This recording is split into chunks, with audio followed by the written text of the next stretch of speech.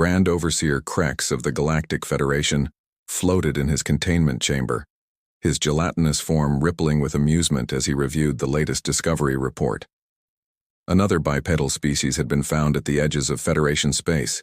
Humans, they called themselves. Primitives, he burbled to his council. Like all bipeds, they waste energy maintaining vertical posture. Their binary limb structure limits their capabilities. Classify them as Category 3 labor species.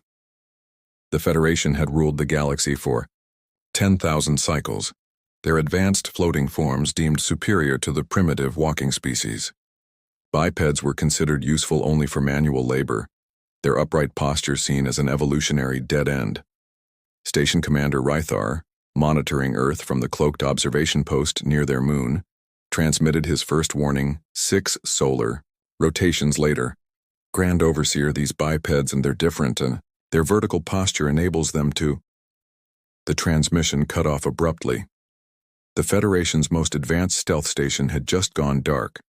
In the following days, the Federation would learn exactly how wrong their assumptions had been. Human ships spotted across 3 sectors moved with impossible agility. Their bipedal form, far from being a weakness, had given them unprecedented advantages in ship design and combat tactics. They build their ships like they build themselves, reported Science Director Mira, her crystalline form vibrating with concern. Vertical configurations we dismissed as inefficient, they've weaponized that design philosophy. Their ships can rotate and pivot in ways our horizontal bias engineering never considered. But it wasn't just their ships. When the Federation attempted to seize a human mining colony on Mars, they encountered something that would reshape their understanding of bipedal species forever. Combat footage showed humans moving through the Martian terrain with frightening efficiency. Their upright posture allowed them to carry complex weapons while maintaining full mobility. They could crouch, sprint, jump, and climb, actions the Federation's floating species had long ago abandoned as primitive.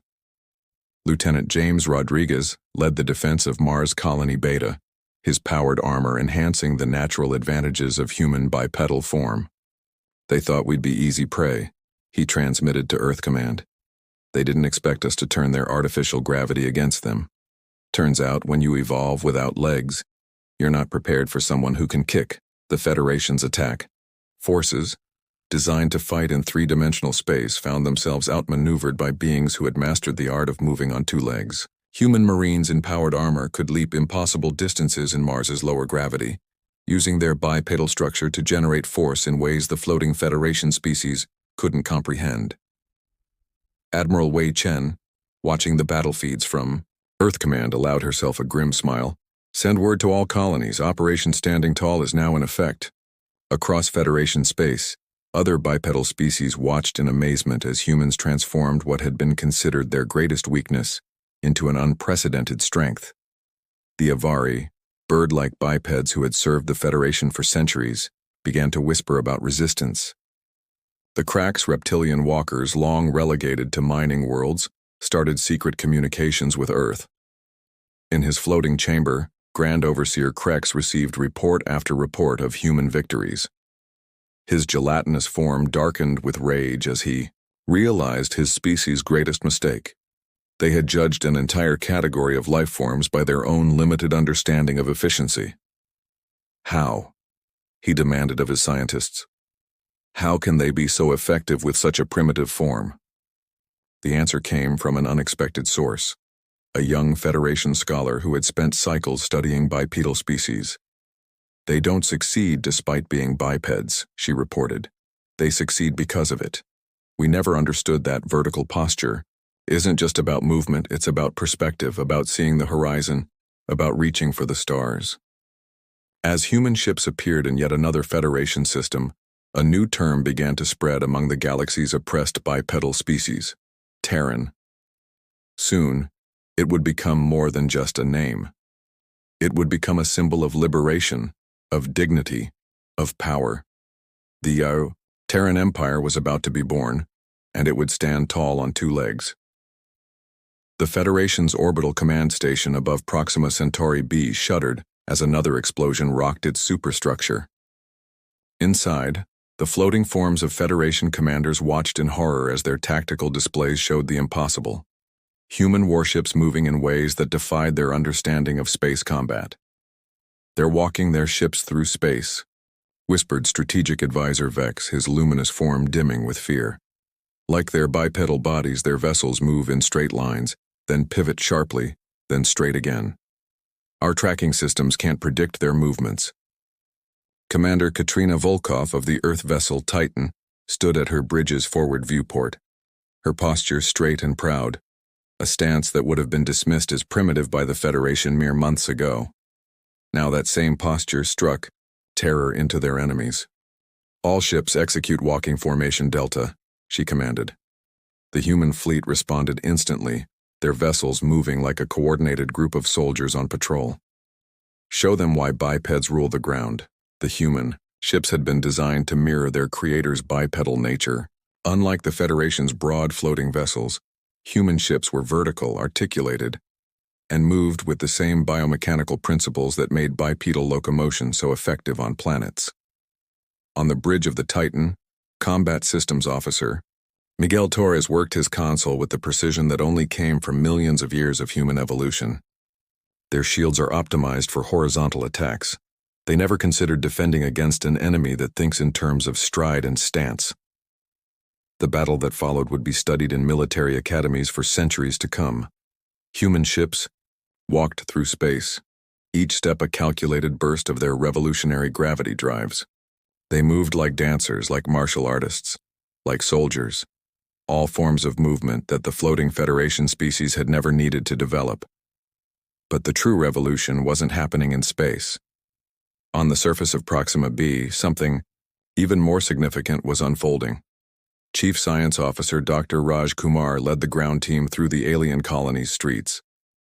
Their powered armor, designed to enhance natural bipedal movement, made them look like giants striding through the Federation's floating architecture. Contact with local resistance in 3, 2, 1. From hidden bunkers emerged the cracks, reptilian bipeds who had been enslaved by the Federation for generations. Their leader, War Chief Cathara, stood tall on powerful legs, her scales gleaming in the alien sun. "You walk as we do," she said, watching the humans move with the same fundamental biomechanics as her people. "The Federation told us our form was flawed, that floating was the peak of evolution. But you have proven them wrong." Dr. Kumar nodded, extending a hand in the universal gesture of friendship, another advantage of having limbs rather than floating tentacles. The Federation's greatest mistake was thinking that walking upright was primitive. They never understood that it freed our hands for tools, our eyes for scanning horizons, our brains for planning ahead. More bipedal species emerged from hiding. The Avari, with their bird-like legs built for both walking and limited flight.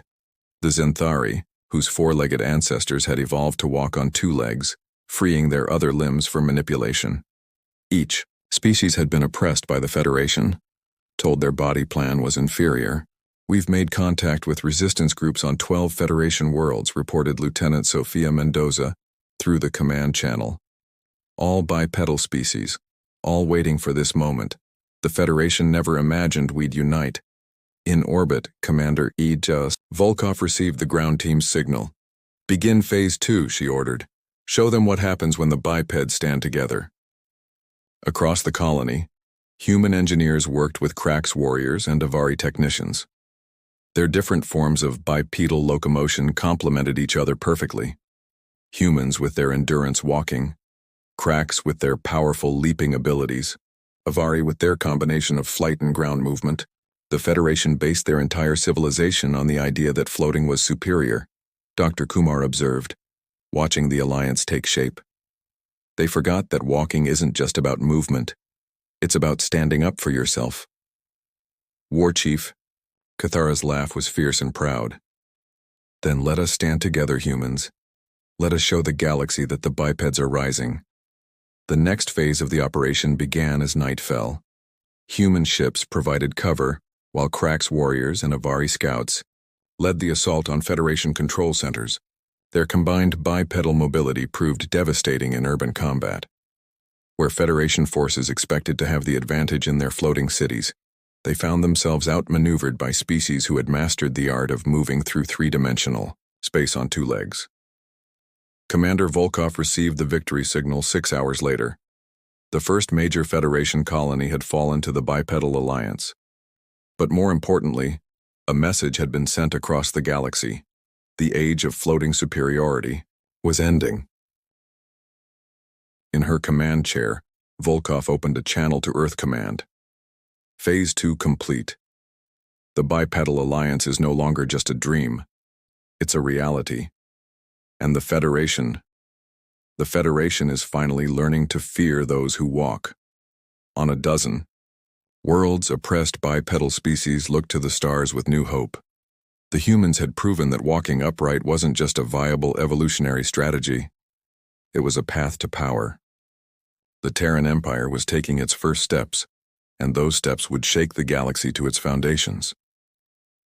In the heart of Federation space, on a world designated only as Processing Center 47, something unprecedented was happening. Thousands of bipedal beings, humans, cracks, Avari, and dozens of other species, marched through the streets of the massive labor complex. Their footsteps thundered in perfect unison, a sound that sent ripples of fear through the floating Federation. Overseers. General Diana Zhou watched from the command deck of the cloaked human vessel uprising, her expression stern as she observed the revolution unfold. Operation Footfall is proceeding as planned.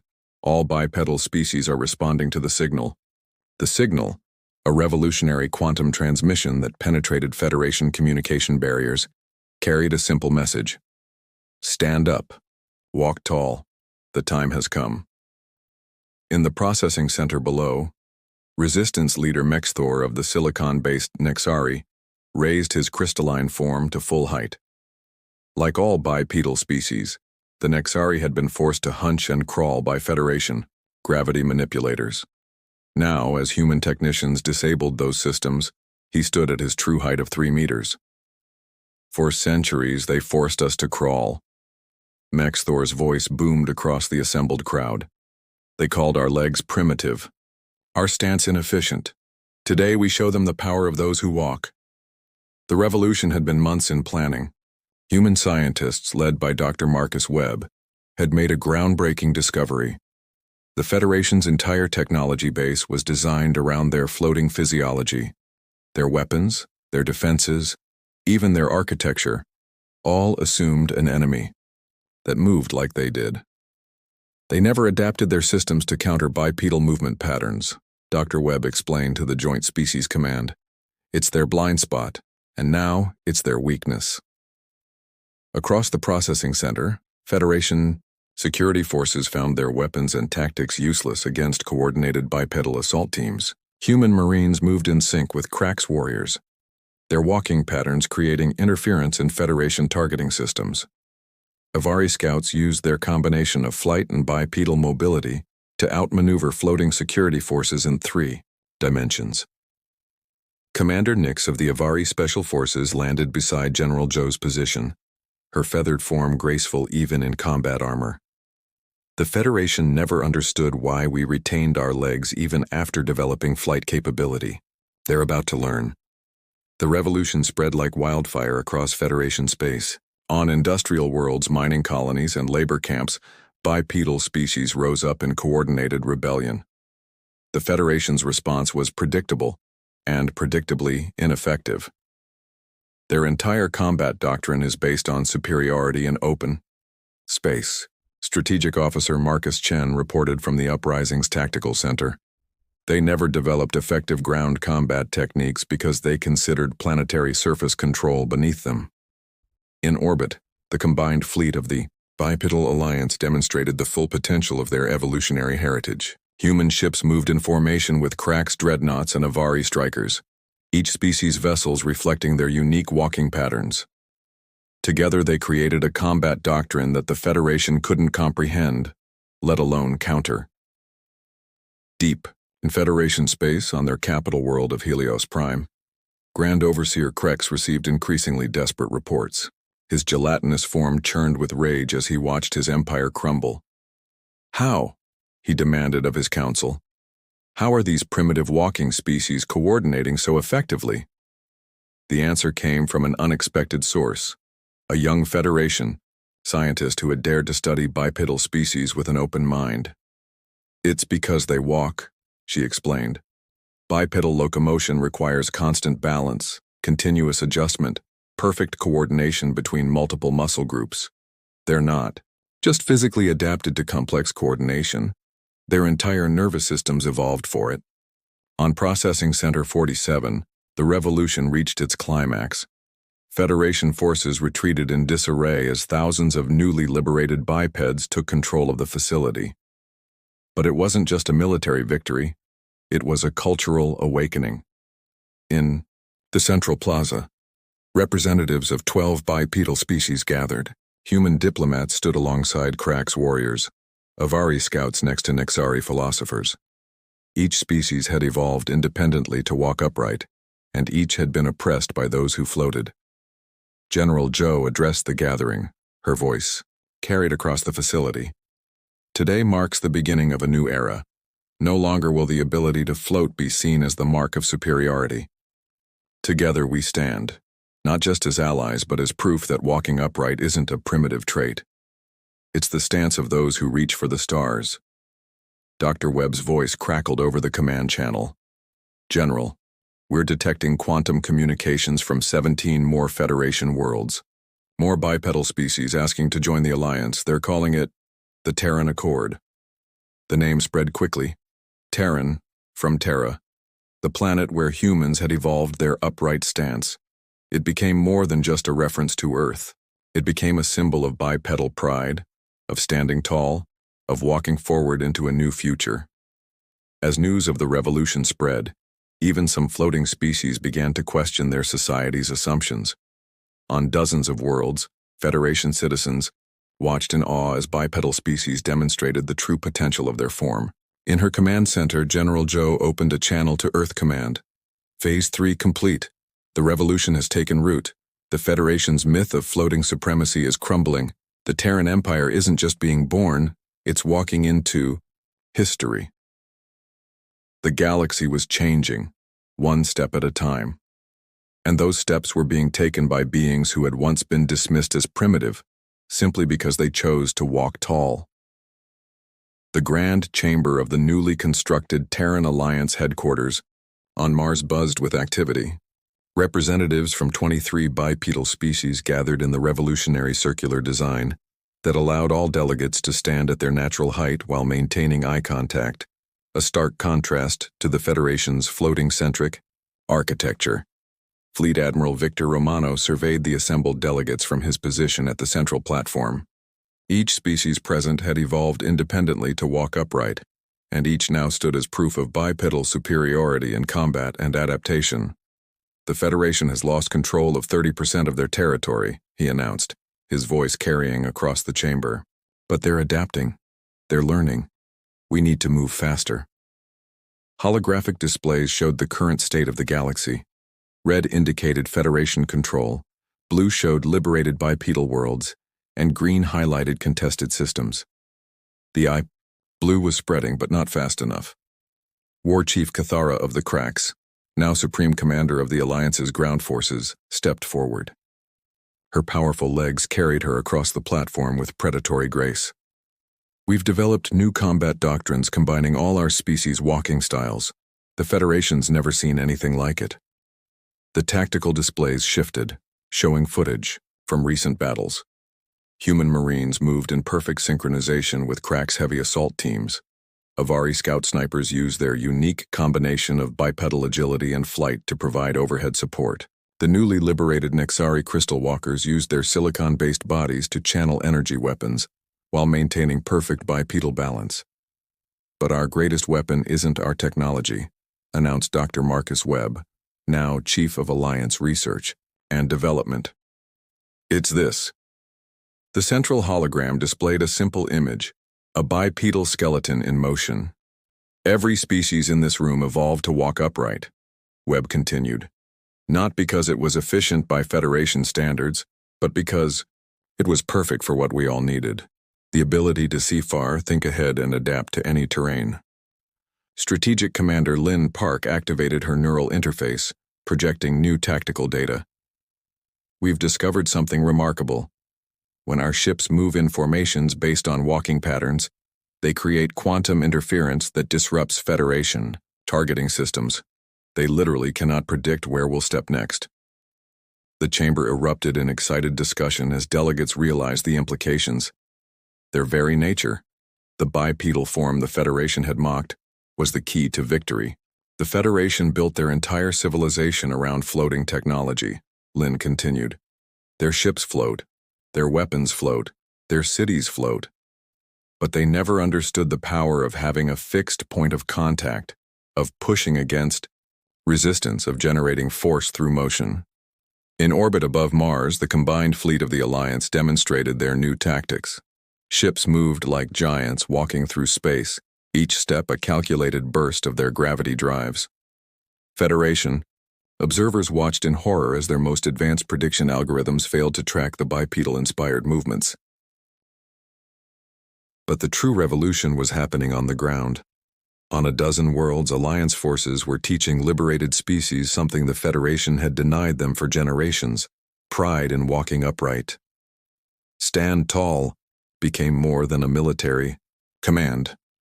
It became a rallying cry, a philosophy, a way of life.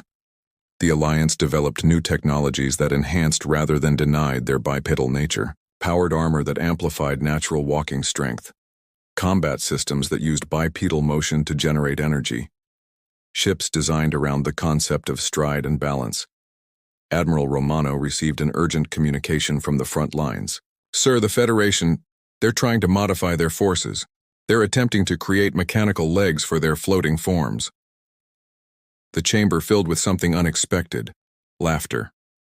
The Federation's desperate attempt to imitate bipedal locomotion only proved what the Alliance had known all along. Walking upright wasn't just another way to move. It was the superior way. "Let them try," War Chief Cathara growled. "They'll learn what we've known since we first stood up.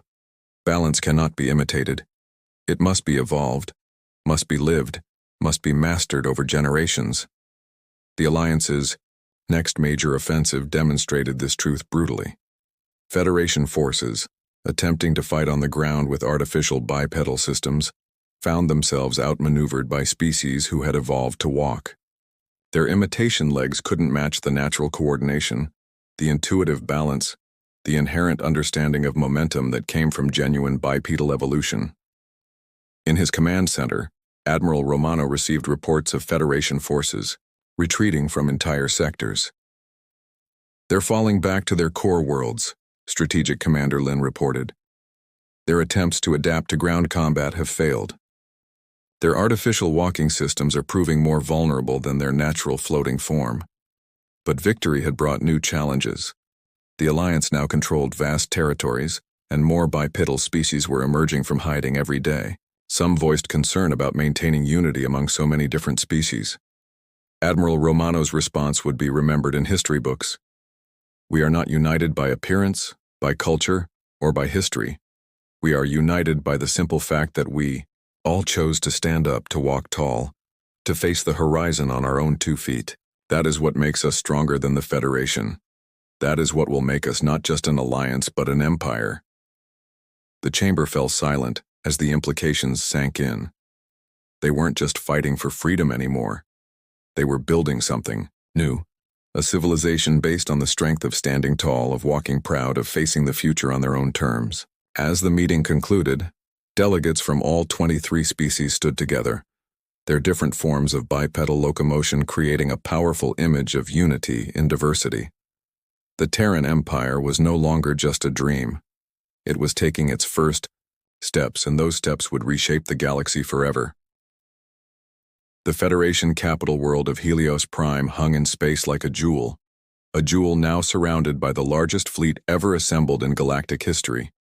Ships from every bipedal species in the Alliance filled the void, their formations mimicking the confident stride of warriors approaching their final battle. On the bridge of the TSS Humanity's Pride, Supreme Commander Elena Rodriguez stood at full attention, her posture embodying everything the revolution had come to represent. The massive view screen showed Federation defense platforms desperately trying to track the Alliance fleet's bipedal-inspired movement patterns.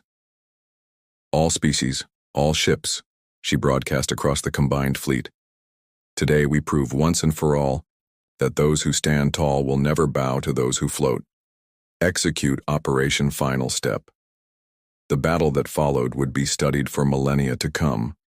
Alliance ships moved like a coordinated army of giants, each vessel's motion based on millions of years of bipedal evolution. Human dreadnoughts strode through space alongside Crack's battlecruisers, while Avari strikecraft danced between them with the same grace their ancestors had shown, moving through ancient forests. Deep within Helios Prime's floating cities, Grand Overseer Krex watched in horror as his defense grid crumbled. "Impossible. We have ruled space for 10,000 cycles. We are superior." But the Federation's supposed superiority was proving worthless against the combined might of evolved bipedal species. Their floating-based technology, once considered the peak of civilization, couldn't predict or counter the natural rhythms of walking motion translated into space combat. On the ground, the true power of bipedal dominance was even more apparent. War Chief Cathara led the combined ground forces in a devastating demonstration of evolved bipedal combat. Human Marines in powered armor moved in perfect sync with Crack's heavy assault teams. Nexari Crystal Walkers channeled energy through their silicon bodies while maintaining perfect bipedal balance. Avari Scout snipers bounded through Federation architecture that had never been designed to resist beings who could jump, climb, and run. "They're retreating from the surface," reported Strategic Officer Marcus Chen. "Their floating forms can't maintain combat effectiveness against coordinated bipedal assault teams." In orbit, Admiral Lin Park's tactical innovations were proving revolutionary. "All ships, execute walking pattern Omega," she commanded. The Alliance fleet moved like a vast organism, each ship's motion contributing to a pattern that Federation targeting systems couldn't comprehend. But the most crucial battle was happening in the Federation's central governance chamber.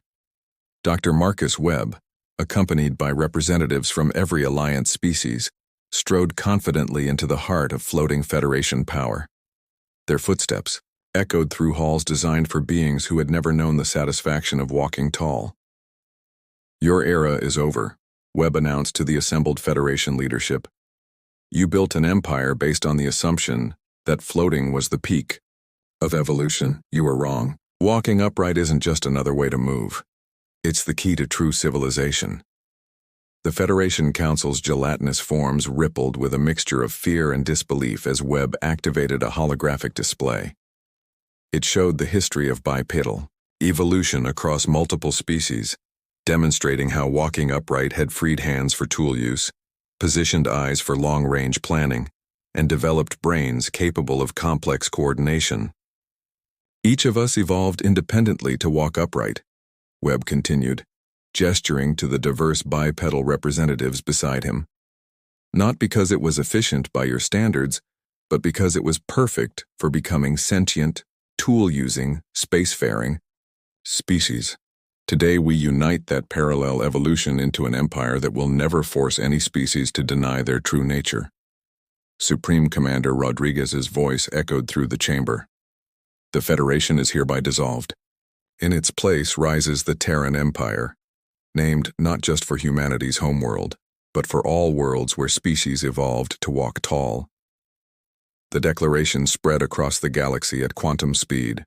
On thousands of worlds, beings who had been forced to crawl under Federation rule stood up. The revolution was complete, but it was also just beginning. In the days that followed, the newly christened Terran Empire established its founding principles. No species would be judged by their method of locomotion, but the proud heritage of bipedal evolution would never again be dismissed as primitive. The Federation's floating supremacy ideology was replaced with a new philosophy: diversity in form, unity in standing tall. 1 month later, in the Grand Ceremonial Chamber on Mars, representatives from 37 bipedal species gathered for the formal establishment of the Terran Empire. Supreme Commander Rodriguez, now elevated to First Emperor, stood before them. "We name this the Terran Empire not because humans conquered you," she declared, but because we all share the legacy of rising up from our world's terra, our earth, our soil, our ground. We all evolved to push against gravity, to stand upright, to walk forward. That shared heritage makes us stronger together than any floating empire could ever be. The chamber erupted in thunderous footsteps as delegates stomped their approval, a sound that would have been impossible in the old Federation Council chambers. Each species had their own way of walking, their own evolutionary path to bipedal locomotion, but all shared the pride of standing tall. As the ceremony concluded, Emperor Rodriguez looked out over her diverse subjects and smiled. The Federation thought floating above the ground made them superior. We proved that true power comes from having your feet firmly planted, from knowing where you stand, from being able to walk steadily toward your goals. The Terran Empire doesn't float in space, it strides through it. The age of floating superiority was over. The era of the bipeds had begun. And it began, as all great things, douchey with a single step,